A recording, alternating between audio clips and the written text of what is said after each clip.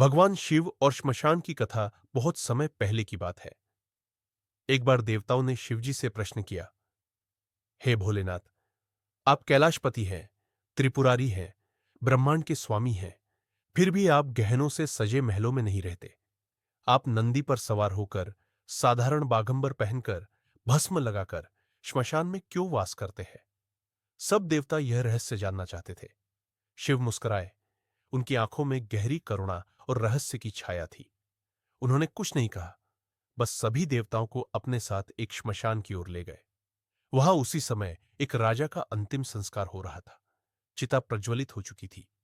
राजा, जो जीवन भर राजमहलों में रहा, हजारों सैनिकों का स्वामी था, जिसके आदेश से पूरी प्रजा कांप उठती थी, अब मात्र राख बनने वाला था। शिव ने देवताओं से कहा, देखो, यह वही राजा है जिसे कभी अपने साम्राज्य पर बड़ा गर्व था, लेकिन मृत्यु ने सब छीन लिया। अब उसकी शान, उसका वैभव, उसका धन किसी काम का नहीं रहा।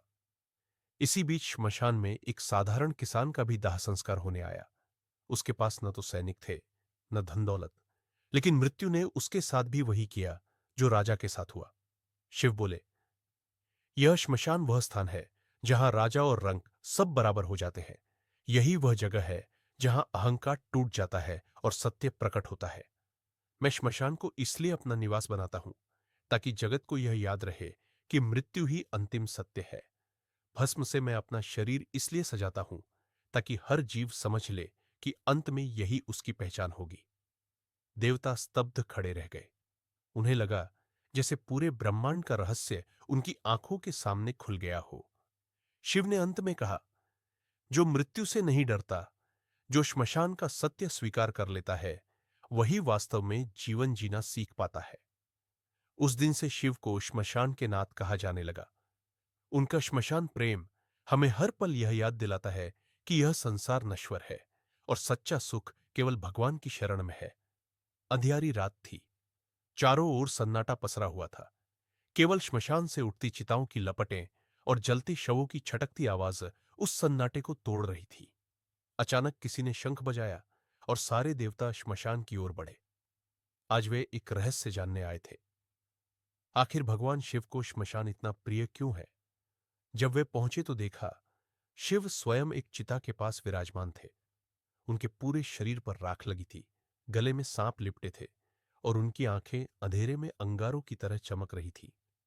देवताओं ने धीरे धीरे पूछा, भोलेनाथ, आप कैलाश के राजा हैं, फिर भी इस भयावह श्मशान में क्यों रहते हैं? शिव मुस्कुराए। उनकी मुस्कान में रहस्य था, करुणा थी और एक ऐसी शक्ति थी जिससे देवता भी कांप उठे। तभी एक चिता भभक उठी। वह एक राजा का शरीर था। जीवन भर जिसने सोने चांदी, महलों और सैनिकों का घमंड किया, आज उसी का शरीर राख बनने लगा। शिव ने कहा, देखो देवताओं, यह वही राजा है जिसे अपने साम्राज्य पर गर्व था, लेकिन मृत्यु ने सब छीन लिया। न उसका धन काम आया, न सैनिक, न महल, सब यहीं रह गया। इतना कहते ही एक और शव लाया गया। ये एक गरीब किसान था। जीवन भर उसने खेत जोते, मुश्किलें झेली, और आज वही किसान उसी आग में जल रहा था जिसमें राजा जल रहा था। शिव की आवाज और गहरी हो गई। यही कारण है कि मैं श्मशान में रहता हूं, क्योंकि यहां राजा और रंक, अमीर और गरीब सब समान हो जाते हैं। यहां हर अहंकार जलकर राख हो जाता है।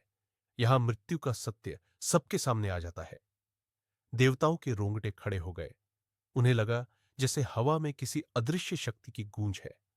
फिर शिव ने अपनी जटाओं को झटका। उनकी आंखें लाल अंगारों की तरह चमकी और वे बोले, श्मशान ही वह स्थान है जहां जीवन का सबसे बड़ा रहस्य छिपा है। जो मृत्यु को स्वीकार कर लेता है, वही सच्चे जीवन का अर्थ समझ पाता है। अचानक चारों ओर की चिताएं और तेज जलने लगी। राख हवा में उड़ने लगी और उसी राख में देवताओं ने देखा, शिव का पूरा स्वरूप उज्जवल हो उठा। उस रात से सभी देवताओं ने मान लिया कि शिव सचमुच श्मशान के नाथ है। और आज भी जब भी किसी चिता की राख उड़ती है, कहा जाता है कि वहीं कहीं भगवान शिव अदृश्य रूप में विराजमान है